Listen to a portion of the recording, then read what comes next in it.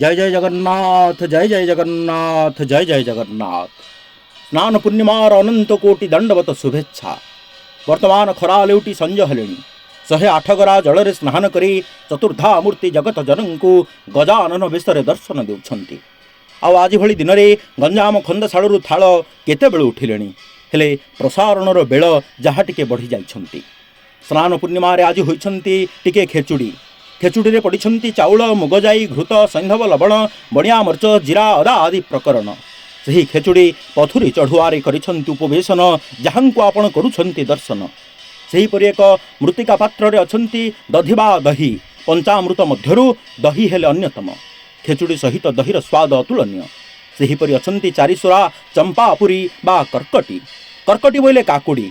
एतकंकर भोजन वास्तव में असीम आनंद प्रदानकारी, असीम आनंद प्रदानकारी।